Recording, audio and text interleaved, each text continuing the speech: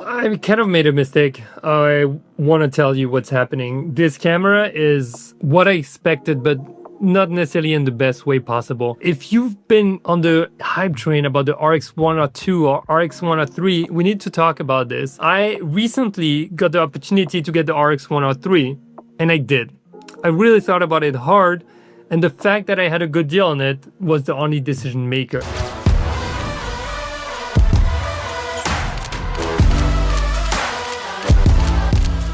I have my RX1R2 that I've loved for years. And if you don't know this camera, this is a small, tiny, mighty camera. It's a 41 megapixel sensor. It is one of the smallest full frame camera on the market. It's basically a Sony a7R III with all menus inside this tiny camera body. It has that really cute viewfinder coming out. It has a flip screen. You can absolutely crop because you have 41 megapixel, good image quality, a 35mm f2 fixed lens on it, and it's perfect. And I've loved this camera for years. I've shot with it in different circumstances in the streets. It looks fun. It is fun to shoot. It is slow, and it definitely needs an update. And an update came for it recently, and I wasn't happy with what I saw when it came out. But I was like, let me give this another try. So I got the camera, and it's a mistake in some way. So I'm not trying to dramatize it too much, but I just want to share with it because I want to be honest with you. I want to tell you the truth on this channel. I'm not trying to hide it. I got a good deal on my camera. You can actually find it secondhand for not too much, or much less than what it's worth new. I want to reframe that because this is a very expensive camera. That was the biggest drawback and the biggest complaint people had about it. It came out at $5,000 new with what? A 61 megapixel sensor, the A7R5 basically in the same size and body, the same 35mm f2 lens. And despite the fact that it is a beautiful lens and cool lens, a big pushback was, hey, you haven't changed the lens in 12 years. What the heck, Sony? Why are you doing this? Well, I get it. Maybe it's a good lens. Maybe it still fits. I still personally stand by the fact that they should have changed the lens. But the lens isn't really an issue. The autofocus works great. We now have AI autofocus, detection of subjects. We have the latest technology in this RX1R3. But we lost that really cool pop-up viewfinder that you have here for a fixed viewfinder, as you can see. So instead of having something that looks like R2D2 for fun, well, you end up with something fixed that is really not enjoyable to look through because it is tiny. It's a little smaller in my opinion. And you lost the flip screen, right? So I lost the flip screen, and my experience, it is an issue, but it's not too much of an issue. It's not the worst issue that I actually have with this camera. The thing that really, I won't say upsets me, but the thing that I really don't appreciate with it is not so much the changed ergonomics. It's the fact that it's supposed to be great, but for certain things, it's horrible. And why is it horrible? Because it has a horrible rolling shutter. It's a 61 megapixel sensor, right? But the data transfer, whatever it is, the readout speed is pretty slow on that 61 megapixel. And you end up with a lot of rolling shutter. Now you may tell me, but Pierre, why are you shooting in electronic shutter? Because that's when it happens, right? Electronic shutter creates rolling shutter.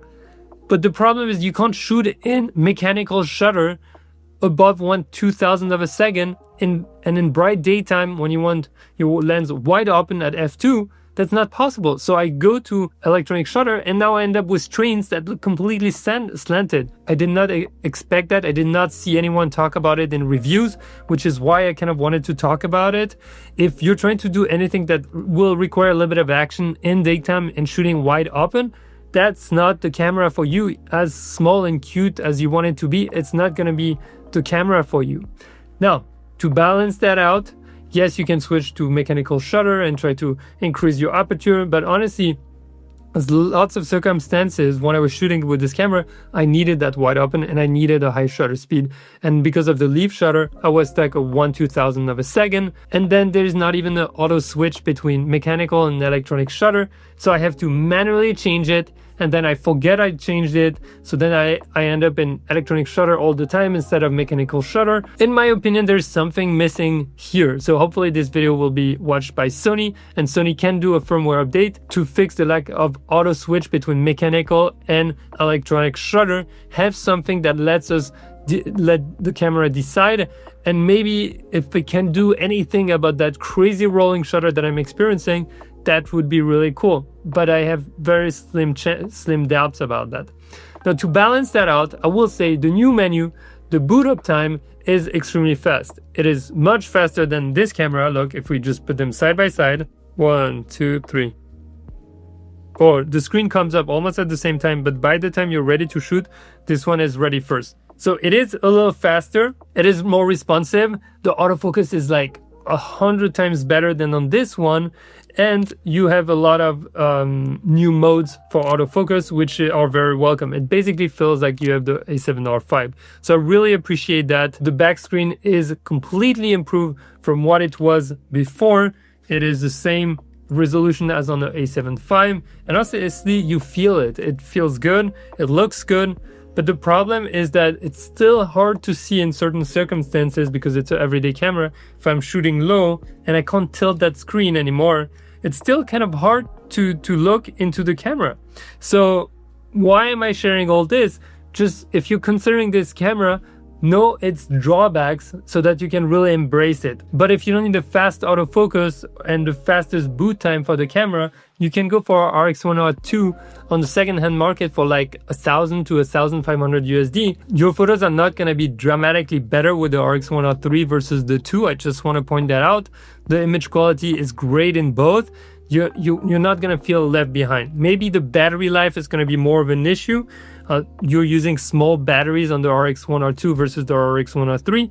But honestly, that RX1R3 battery life isn't great, although it's a bigger battery. It's better, it's about twice as good, but the battery is twice as big. I carry one of these when I had to carry 2 or 3 of these.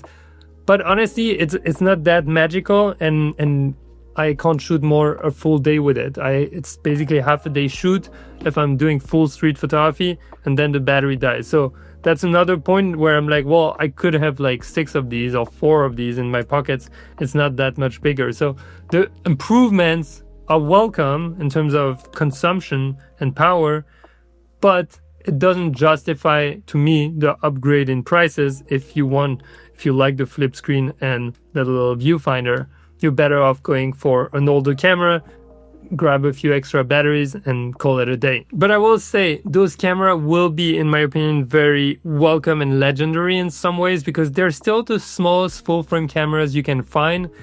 I love the experience and the interaction I get with people with this camera or these cameras. Why? Because they don't think you're a pro. They don't think you're taking anything too serious.